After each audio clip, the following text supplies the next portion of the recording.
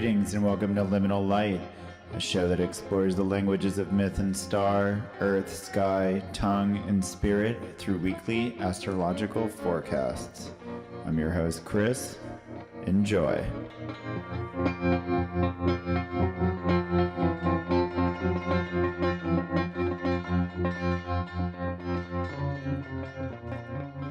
Saturn in Sagittarius and Chiron in Pisces square began holding at 24 degrees on the 27th of October and goes partile on November 2nd and doesn't drift more than a degree until November 11th. Squares are turbulent energy, like a square sine wave which creates the most basic alarm sound and is disruptive in current to sensitive equipment, the hallmark of cheaper generators. This is the tension or friction that irritates and annoys us, but also holds a torch under our ass. It is the signal to go, do, move, and struggle against odds. Someone's natal chart might be full of squares. They either experience a life of difficulty or the need to succeed, only differentiated really by perspective. Saturn is playing endgames of truth, final philosophical drives, burning out the cockpit of the innovative reconstructionalist ideology and crashing the plane into the broadside of a pyramid or monumental mountain. Maybe as he is headed to switch signs come winter solstice, the craggy nest of an iceberg, the premise of 1993's Alive, or perhaps he is incinerated skeleton ash and flurries that sift over hoarfrost frozen soil, the construction site level and ready for a winter build. During this square with Chiron, watery wounds that I've previously described as contaminated water receive desperate structure, or perhaps last-ditch shut-off valves. The door to the other end of the terminal is welded shut permanently so the necrotic fluid doesn't enter, ever. It has been contained, sealed away, shed locked in stone, left to become some ancient petroleum or paraffin in the far future. Emotional healing is normally beneficial, but the toxic bilge that we might be forced to fuss with here is not necessarily worth all the filtering. It is the substance of a Superfund site, probably better enclosed in an iron ball and left for other epochs to crack as gems and geodes. Poison should be faced, but some needs to be forcefully expelled or incinerated, not integrated into your routine regimen. This is a slow aspect, and probably will be a sub-theme, but one that overarches the period. Chiron has gotten a lot of hits by opposition and trine as planets trail through Virgo, Libra, and Scorpio, so it might fit into the fragmentary themes from the past months that finalize in Saturn's binary. It's either out or in with the toxic slop. It's likely that you'll respond out. Venus and Mercury dive into the latter end of Libra and Scorpio, respectively. Venus begins to taste the turbulence of desire, and her world pulsates with pleasure orbs that beckon to be dived for. Oscillating dancers fill the stage, decadent and Epicurean pursuits, letting yourself be swept up in the magic of the night, but also knowing when tipping points are coming, and reposing languid with water when flows of wine are heaving and threatening to capsize. This is the poison balance between abstinence and overindulgence, skirting the perfect line of gratification without regret. Last night we came, we saw, we danced, we ate, we drank, and today we feel fantastic, energized and refreshed from the excitement and social stimuli.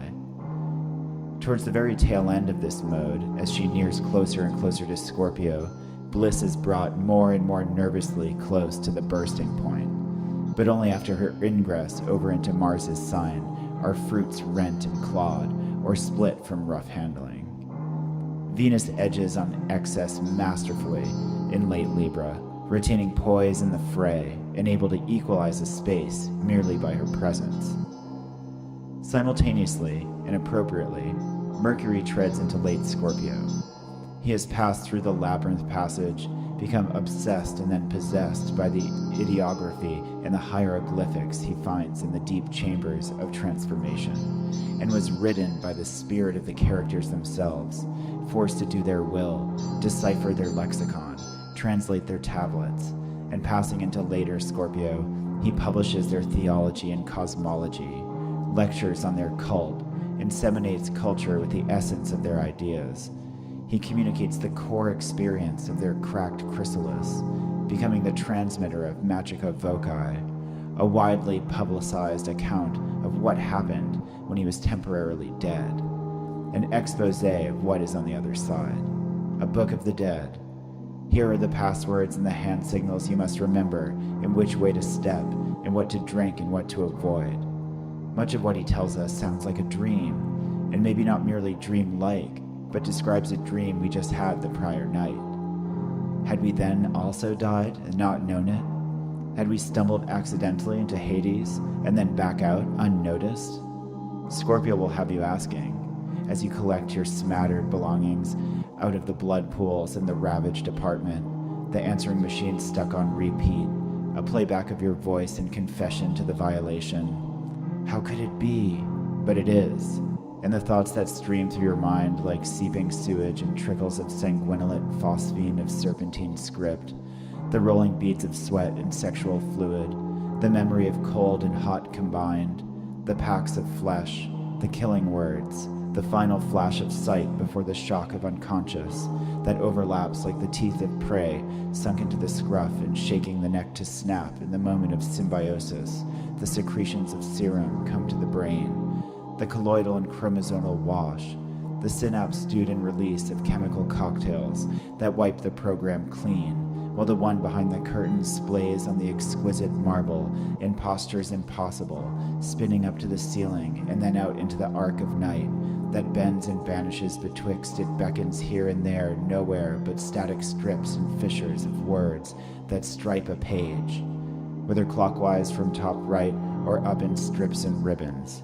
Read aloud, the sum of the words are snakes and ladders, carrying a dash from disaster, with a gorgon's head in the toe that drips in the Libyan desert beneath, dry as paper, and what is born fanged with venom that is deadly to even deity and daemon, or so they say.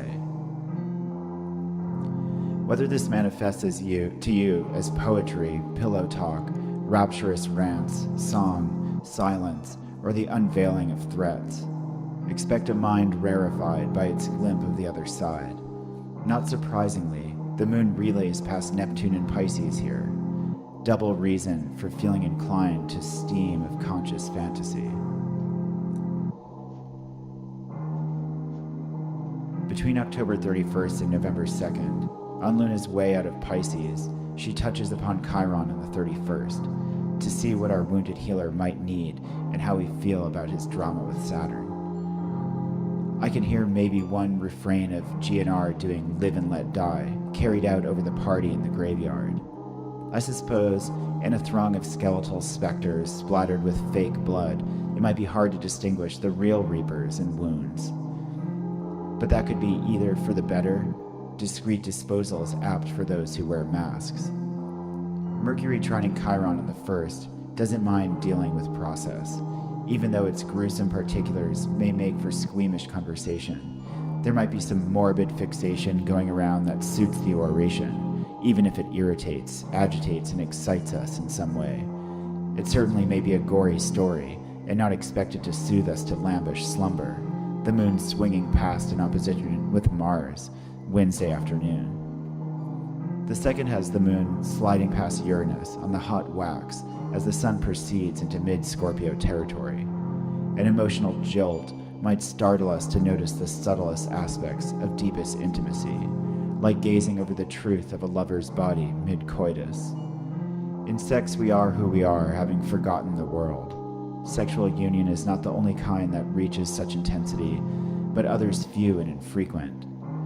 The sun searches and scans for them here, in preparation for the confines of the winter, when the ring of flowers shrinks to a nest of transmutation, a time capsule that contains a lab in space, drifting toward the shores of spring. Our spirits radiate back and forth with our various kinds of partners, identifying with the intensity of the climax moment, the passage from the mundane to the other world through a primal portal, under the arches of animal instinct. It is there that the sun hangs in slant of sky, its sharp crest skewered with sword and dagger crossed, surrounded by a wreath of yew. As November 3rd becomes November 4th, midnight on Friday night, the moon goes full at 11 degrees Taurus.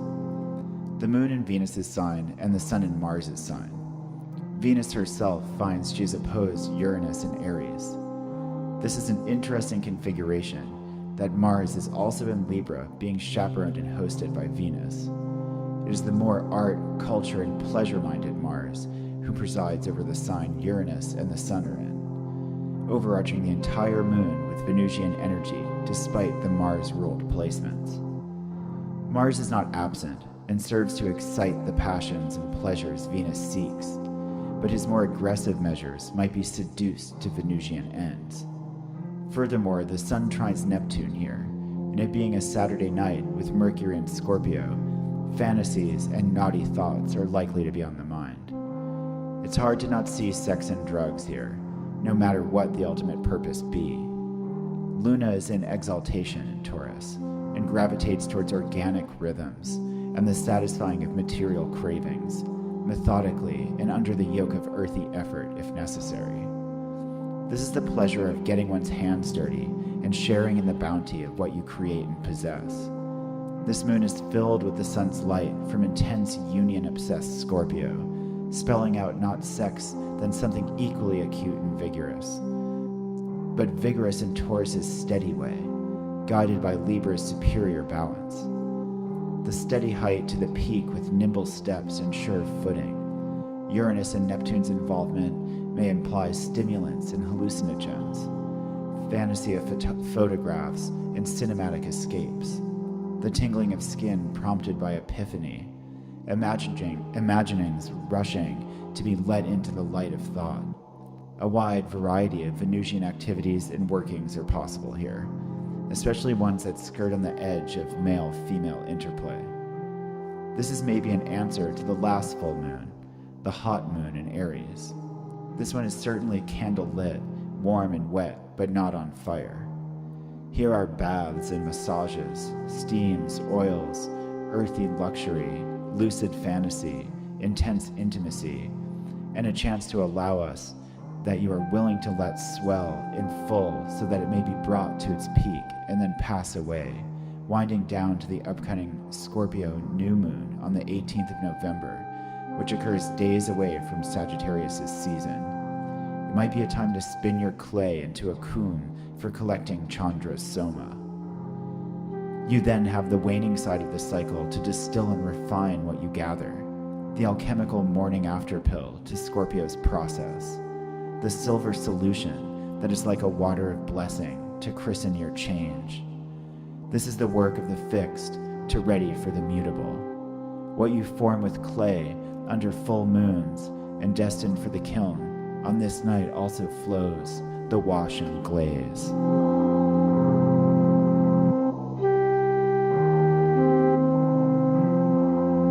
All right, I'd like to welcome back my co-host Bonnie.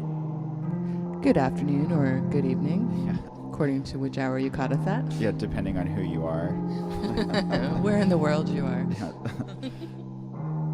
And we'd also like to welcome the fabulous Suzanne Stone, musician, herbalist. Fashion icon. Fashion icon. We tend to have fashion icons on this show. Yeah, we might actually drop the astrology eventually, just be a fashion show. Oh, yeah, good idea. How are you doing, Suzanne? Hello. Oh, I'm doing well. Enjoying the sun is setting here. Lovely. Yeah, lovely time of year. Always nice to say goodnight to the sun, you know? Yeah, earlier and earlier. Yeah. Wraps Yeah. around. Yeah, it still doesn't feel like too insanely early. I mean, I always feel the most comfortable around the equinoxes, as far as like that's the right amount of night and the right amount of day. But Yeah. it hasn't gotten gratuitous amounts of night yet, you know. Yeah. So you just had a record come out. Yeah. My second record under the name White Lord. And this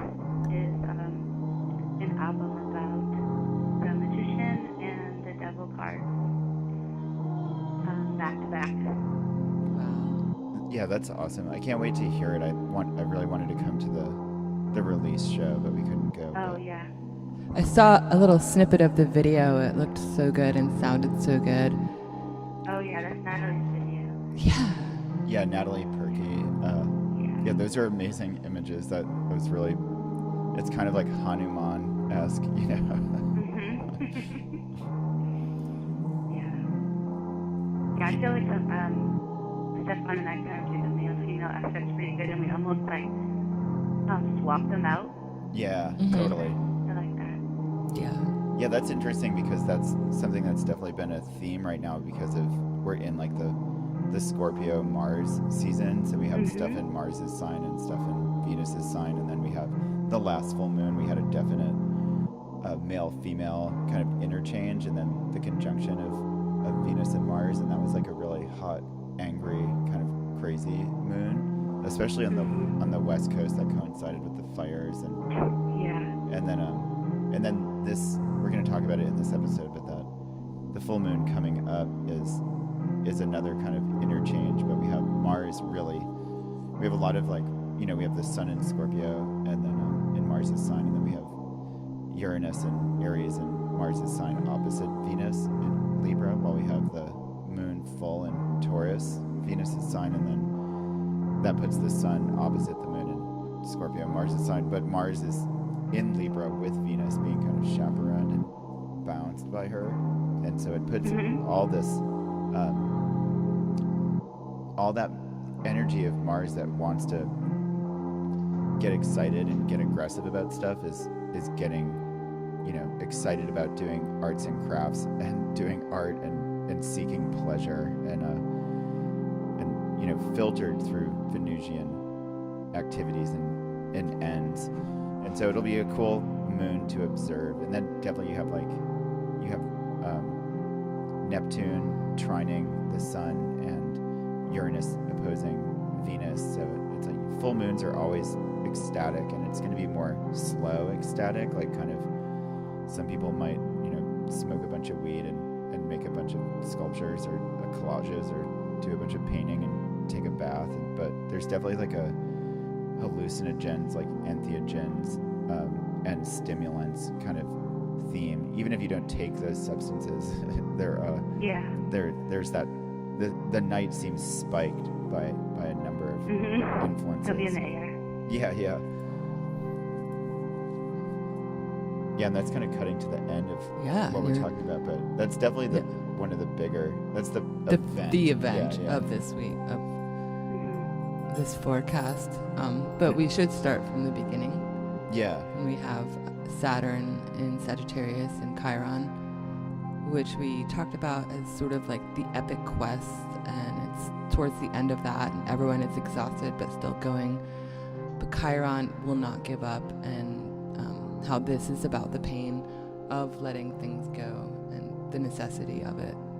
Yeah, you get that letting things go in Pisces being a theme, and letting everything just kind of flow and become one and just get recirculated into the universe. And having Chiron there, having like a wound there is like, maybe that's a sore spot, like you just want to hold on. Like I think before we started recording, I was describing it to Bonnie like you know, if like there's someone dangling on the edge of a cliff and they're holding like a big bag of coins, like gold. Yeah, I think I said gold. You said gold for sure. And you're like, I can't pull you up. Let go of the gold. And you're like, no, I want to keep the gold. And you know, it's like you gotta choose. Yeah, you gotta choose. Because that's the Saturn side of the square. Saturn's like, nope. Like you gotta choose. You know, you either you fall into the crevasse with the gold, or you come up without it. You know. Yeah. But yeah,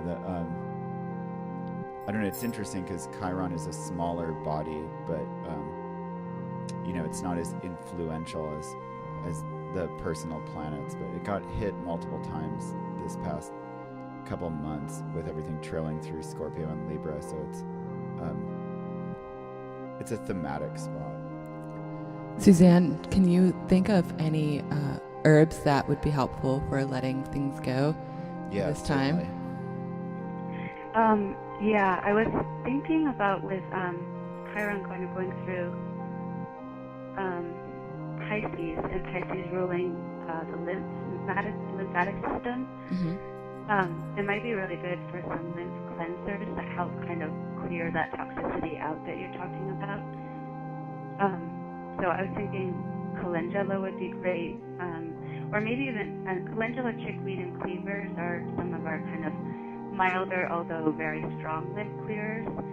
But I think maybe even this sounding like this kind of like being like the toxicity of a Superfund site. Yeah. In contaminated water, you might be calling more upon like red root, poke root, and ocotillo. Yeah, Those are three really strong. Even if you're just sitting with the plant, not even taking it in, just like having a picture of it, like in your wallet or by you. Then I guess like people will have to decide for themselves like how toxic whatever their healing is, you know? Right. That Saturn's basically just gonna be like kind of tell you that, you know? Because Saturn's just gonna be like, look, here's the rough reality of it, bud, you know? And but yeah, for whether you're gonna go full cleanse or gentle release, you know. But so can you say them again? Like what would be one side and what would be the other side? For clearing the lymph, I call upon cleavers, which is also called dextra, gallium, aperine, or chickweed, which is our kind of succulent fall and spring ground cover, called Stellaria media, as well as calendula officinalis. Those are really strong. Like I consider them completely strong, but I consider them milder than the next three that I would mention, which would be red root, poke root, which is one of our strongest low dose botanicals. So you're only taking very like one drop, and ocotillo, which is our desert Southwest amazing, like a hand coming out of the ground, and when it blooms, it has these hummingbird red flowers that come out. It's a warrior.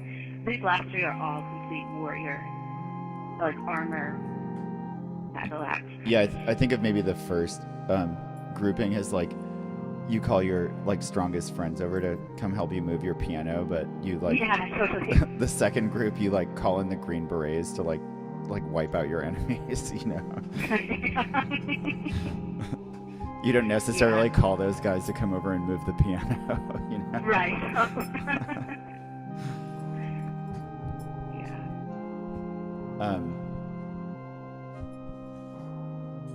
I think also Japanese knotweed is probably a really good one to call upon, because that's a good transformer of toxins, a transformer of like if someone's going through radiation or chemo, it helps to transform that toxicity in our bodies, and it helps to kind of like if cancerous cells are in someone's body, it helps to transform them and cut off blood supply to them. So that's also really good. Even having that all around us is really protective.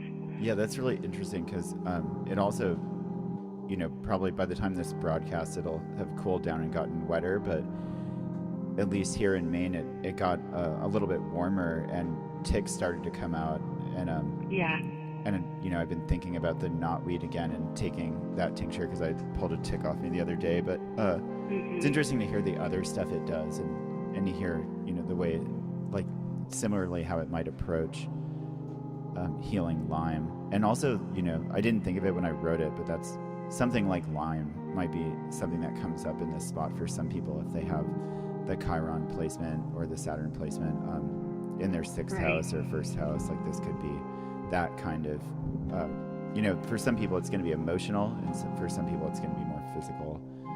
Right. Yeah. The Japanese knotweed, I was also reading that it's wonderful that, for healing second and third degree burns. Oh, wow. For like the really hot time we're going through right now. Yeah. Wow. Yeah, and it's a really hot year, you know, that Yeah. we're kind of getting into the earthy side of it. I mean, when Saturn ingresses into Capricorn on the solstice, which is interesting because it's already when the earth is getting cold, the fire kind of not goes out, but that's when it becomes like manageable, and it more becomes about earth and structure, and this kind of coming to close of this really fiery pair of years this year and last year seems to have a lot to do with. Has Saturn been in Sagittarius that whole time? Yeah. Wow. Yeah, and so that's kind of like the point where all the all the crossfire of all the events and all the ideas and politics and whatever else, and just I think it really fueled people's transformations. Like a lot of people have switched feet in the past 2 years and are on really different paths, and they're feeling and acting like new incarnations of themselves, and it took that fire on that chromosomal colloidal level to kind of rearrange, to break down and rearrange the really small constituent parts of their identities and their beings, but that all of that stuff, the whole nine, is gonna it's gonna be brought home and be like, okay, here's the new reality. Like the ship has landed on the new planet, and it's Saturn returning to Capricorn. And it's kind of like back to the same old planet too. Like, all right, back down to Earth. Like you've gone up into the sky and been got blasted by the belch of angel fire, and like you've changed, you've been scorched by divinity, and now everything's now you're back on the ground, and how do you act now, Right. Yeah, so probably it's a good time to go through a cycle of cleanses, and kind of help that process along, be like wipe off the rest of what could be sick and clinging to you, Okay, well, then we can move to the next configuration, which is Venus and Mercury, going into the third decan of Libra and Scorpio, respectively. So this has Venus as seeking pleasure, but as the days go by, she tends towards overindulgence without actually hitting that, but it's only after Scorpio that she does go too far. So this is a nice balance. Maybe yeah, and then there's going to be something to going too far too. It'll be this period of taking it to the limit one more time. But but also yeah, it'll be like good old like pleasure seeking. I described it two ways. One is like you're gonna eat everything you want to eat, like dance as hard as you want to dance, drink everything you're gonna drink, and etc. And then, but stop right at the point where you'd still be okay to just wake up the next day and feel energized by the experience rather than poisoned or exhausted. And then, but as she moves towards Scorpio, it's gonna push it like closer and closer to that edge, like really edging it and surfing it and being like, yeah, I almost overdid it last night, and then once she moves into Scorpio, which isn't going to be until after the parameters of this broadcast, but just to mention it, she's in detriment in Scorpio, but it's all part of the process. All the planets have to go round through all the parts of the zodiac, and then, so there is something to breaking through that barrier, and it causes problems, but those are the problems that, that change and affect us in life and things. It brings problems to light. Yeah. And so you're like, it's like any overindulgence. You're like, I won't do that again. Yeah. I'm never drinking again. Right, and then, it just puts things in perspective and makes you think about overindulgence and maybe alerts you to the limits that are your personal limits. Yeah, you can't have only stasis, like eventually. Yeah. It's going to be an oscillation between the two sides, and then eventually into Scorpio, it's going to be way more leaning to the going through that barrier and kind of causing yourself pain and going too far and driving towards desires. But that's definitely part of life's experience. I mean, that's more the left-hand path and the tantric path, to be like, okay, well, this is all an experience of the universe as well, Yeah. Any remedies in mind for when people do overindulge or find themselves like... Well, I was thinking maybe kind of calling upon overindulging allies that maybe will either like bring you to that point, but like I was thinking Damiana Yeah. would be really nice to kind of like be like, yeah, I'm really gonna immerse myself in this, but it also kind of holds you almost like in a cradle or something, or like in a hand or something. Yeah. So it feels like, and maybe like a drop of yarrow in there to, like, I would think of yarrow as kind of a guardian through the underworld. Mm-hmm. Wow. Yeah, and a lot of people have been talking to me about yarrow as barriers to like being able to create organic and barriers that you want. Like stopping blood. Yeah, like stopping blood. Yeah. Yeah, but I was thinking of like the kind of like Damiana wormwood mugwort to kind of like really be like, yeah, I'm gonna go here. But yeah, maybe having a couple drops of yarrow in there, maybe a motherwort drop to kind of, maybe some thorny kind of plant to remember, like, oh wait, I feel the thorn, I'm going a little too far. Yeah, and even in the latter experience, the aftermath, being like, yeah, it hurt so good, But yeah, those are good suggestions, especially on the full moon night, because that's definitely like going to be an indulgence night. But that night is also an indulgence night, but it's definitely like a night to have stores of energy and to have projects, even if the project is like magico-sexual or like it's a hands-on night. But so if we're gonna go Damiana, yarrow, mugwort, what about for kind of bolstering energy and productivity added to the concoction? I think American ginseng or Alucero, which is some people call Siberian ginseng, be a good ally. Yeah, totally. That makes sense. Yeah. What planet does ginseng correspond to? Do you know? I can't remember right now, but I can look it up. Yeah, and that can be like a project for listeners too. Feels fiery. Yeah, I was gonna say it would be like the good Mars ingredient, that. I was thinking Mars, but I don't know. Yeah. I was thinking either Mars or Sun in the fiery sense. Absolutely. And and a full moon is in opposition with the sun, so it seems like a balanced ingredient. That takes us back to Mercury. Remember Mercury last week was was down in the depths exploring and explaining the hieroglyphics and just getting overwhelmed by the surroundings, and now getting obsessed with what he's discovering and what he's translating, and it's like when you're obsessed with subject matter, you're like, oh, I just heard about this new thing, and like it's all you talk about for a week and try to explain it to everyone. I thought it was really hilarious that we were talking about this, and you said, for any Twin Peaks person out there, we are not going to talk about Judy. Oh totally, That's how I was totally. That's how I was explaining this Mercury in the third decan of Scorpio is like when Philip Jeffries shows up at the FBI office in Philadelphia and is like, I've been to one of their meetings. It's like after Mercury has glimpsed the other side, he's glimpsed through the veil, and he's seen it, and then he's just obsessed with it. It's very much like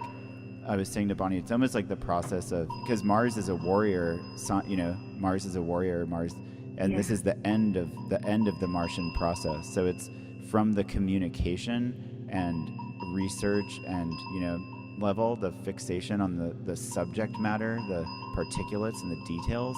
It's like coming down from this like PDST. Wait, did I say that right? PTSD. Yeah. Whoops. That's like a little mercurial flip there, but where you're, and that the next day he's gonna trine Chiron. So if you think of that same Philip Jeffries situation, where they're like, he's all like crazed and talking to Cooper and to Gordon, and they can't calm him down. And then if he were to be like, okay, like, just let it go. Just like, just calm down, let everything go. He'd be able to, because he hasn't seen Gordon for whatever amount of years. It's like an old friend, but he can't even greet him, you know? But if he were to let the experience of the Black Lodge go, you know, doing that Chiron thing, like healing that Chiron in that situation, he'd be able to calm down. So it is like the PTSD where you're just like, okay, de-escalate from this, you know? And so it's like an obsession with subject matter, but it can also be an obsession with the details of trauma, you know? Right. Yeah, and I think you already went over herbs for letting things go. So those will definitely... For PTSD, I think I would probably call upon oat straw or melty oat chop. Mm-hmm. Really grounding, helps you bring it back, and also wood betony, just bringing us back to earth, just kind of like, that would be my go-to. I've been taking that lately in combination with skullcap and St. John's, and it's really been helping me tremendously.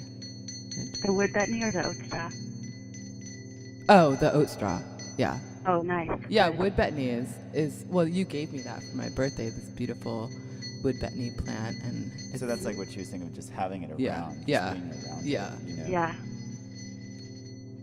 Yeah, those. Yeah, that's a great combo that you're taking. Yeah, I was thinking about how St. John's, because it creates that sensitivity to the sun, how it's interesting to be taking it while we're losing daylight hours, and how it can be like perhaps helpful in that transition.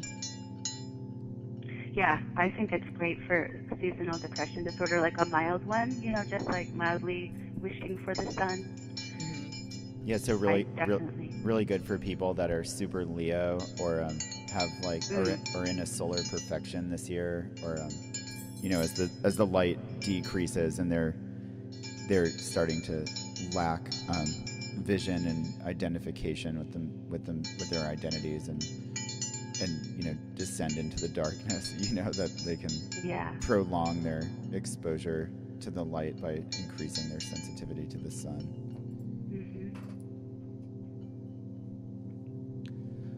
Okay, that brings us to October 31st, where we are going to, the feelings of Chiron and the Saturn square are actualized, which relates, of course, back to the 29th. Yeah, we've been talking about the Chiron Saturn square quite a bit, but which makes sense because it's long. They're both really slow moving, so it overarches this whole period.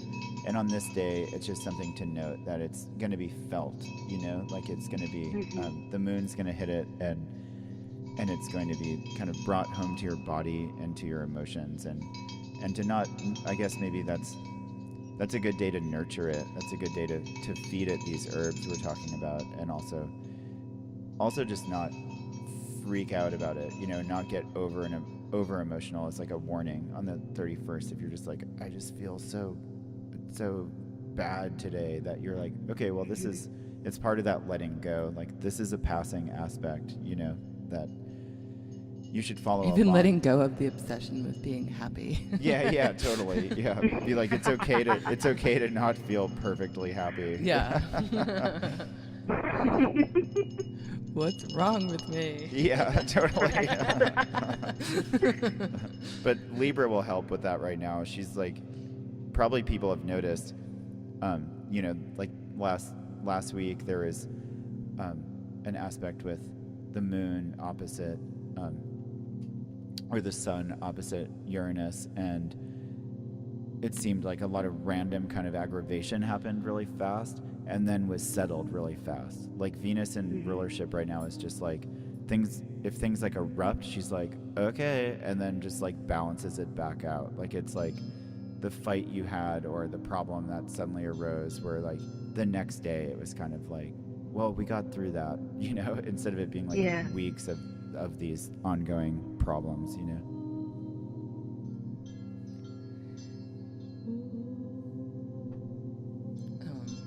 So moving into the next, We have Mercury trining Chiron on the 1st. Yeah, we talked about that. Yeah, so it's the bigger picture versus the details. Right, yeah. Because that's because once Mercury leaves Scorpio, it moves into Sagittarius, ruled by Jupiter, and Chiron's in Pisces, ruled by Jupiter. So that's one side of it, is that the detail, and that's what we're talking about, the PTSD, the details need to just kind of be released to the big picture, Then we have on the 2nd, the moon sidling past Uranus on the hot wax as the sun proceeds into mid-Scorpio territory. So we talked about that as a time to reflect on intense and transformative experiences. Yeah. Yep.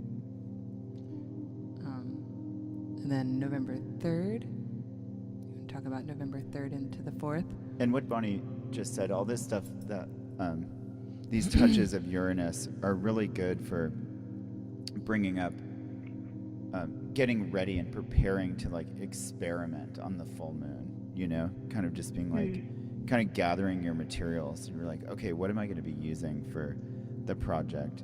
Even if it's not. Have art supplies on hand. Yeah, have art supplies on hand. But even if it might fall into your house of career, it might fall into your house of relationship, it might fall into your house of identity, do some research, find out what you're gonna what would be appropriate for you to be doing. Or just on that you'll night. feel it anyway. It's gonna manifest for you. So if you feel I just meant find out what house that will fall into for you, and yeah, totally. That's definitely handy. Yeah.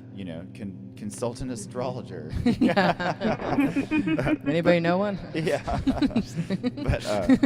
But also, people are just going to have feelings and inclinations towards where it's falling, and if you realize I feel like experimenting with this, with my career path, and I have these visions of I want this to blossom, and I feel like getting hands-on and working on it. I'm going to make myself a website this weekend, Right. It's just, you can just follow that, Yeah. Excellent time to take advantage of that energy. Yeah. Great. So how are you feeling with your record being released right now? Are you seeing that the astrological scape has made it received well, your show went well, and you're excited about how it's all unfolding? Yeah, I think so. I think it's being received well for sure. I'm getting a lot of just people excited. I think I'm receiving a lot of excitement about it, mostly. Yeah, Others. I never saw you do The Magician, I don't think. Oh, yeah. Do you want to... Oh, no, I think I performed it when we performed in Belfast at the Eagles Lodge. Oh, right. Yeah. Okay. Yeah. Do you want to explain to listeners how White Gourd operates? Yeah. White Gourd takes on the persona of different major arcana cards of the tarot, one each time. Focuses on one and becomes that card and tries to offer to the audience what that card may be offering, its full spectrum, through music and interaction with the audience. So yeah, that's pretty much what White Gourd is. And when are the recordings from? The recordings are from 2016. I recorded at in my friend's studio, and they're finally coming out. Yeah, it's awesome. And then, it also is cool, for the Magician and the Devil are such a good and crucial pairing, Yeah. It kind of couldn't be paired much better, especially as people are realizing, the importance of spirit involvement and pacts and things like that in their magical work. But it's a good time for And- it to yeah. come out like in this Scorpio season, you know, and I Oh, guess yeah, true. the Libra too. You know, it's definitely like Mhm. the deal with the devil, and then like the magic that's possible. You know. Yeah, yeah. And I think the devil card is a lot about like sexual creativity, Yeah. or whatever, however form that takes. Just that kind of accessing that kind of root, kind of chakra area. And I think the magician and the devil kind of both kind of can keep each other in check a little bit too, Yeah, and totally. be like remind each other of things. Like sometimes it feels like the devil card maybe is the magician a little bit grown up more. Yeah. But yeah, so I think they're a bit pairing. Yeah, I definitely agree with the sacral chakra, like, you know, raising the kundalini and, you know, all of that work is pretty pivotal and crucial to the success of the magician. You know, that's the energy you have to step in with, you know. Yeah. I know people have published on that before. But you know, everyone's personal practice really you can just bring that right in. I think that's something that's often overlooked. You know, people are kind of like, yeah, I'm doing this kind of kundalini yoga or this kind of qigong and doing this energy work kind of for no reason, just to kind of Relax. Yeah, just to be more relaxed, or just like Right. to Or be, fitter. Yeah, to be more fit or Yeah. healthy, mentally or Right. otherwise. But I mean, a lot of these traditions in the parts of the world where they come from, people don't just do yoga. You're either a yogi or not. You know, you're either kind of like Right. on a magical path or not. So it's also a good pairing, you know, to remind people that raising that energy, I mean, really puts you in a place of intensity, not necessarily equilibrium. You know, that you bring it to magical work. You know, and then Yeah. that's the purpose of kind of bringing that energy up. You know, that's often like disconnected. I like how the devil card won't allow any masks either. It kind of just is like, okay, we're going back to the raw form. Yeah. Yeah. You know, the And that- magician's smoke is gone. We Yeah. are here. And that's the challenge of the magician, right? You know, like to bring kind of like numerology and like Pythagorean realization and the like the divinity of the circle, like into like the current of energy that the devil's on, you know. Yeah. Yeah, definitely excited about that release. And then you also just finished a series of classes. Yeah, I just finished teaching 16 weeks of herbal materia medica and hands-on medicine making. Wow. Yeah, going through the season, spring through fall. It was great. I learned so much, and I think my students really enjoyed it. Yeah, the hands-on, just there's nothing, you know, experience is the true teacher. Yeah, totally. Yeah. For one of them. Yeah, and this is a good hands-on period. I mean, this full moon that's coming up is like, do you have like a hands-on project in mind already? Good question. Yeah, actually I do.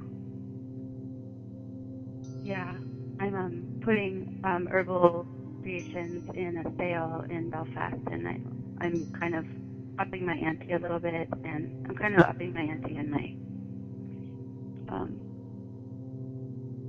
creation realm in that zone. Yeah, it'll be cool to see all the people that are upping their antes.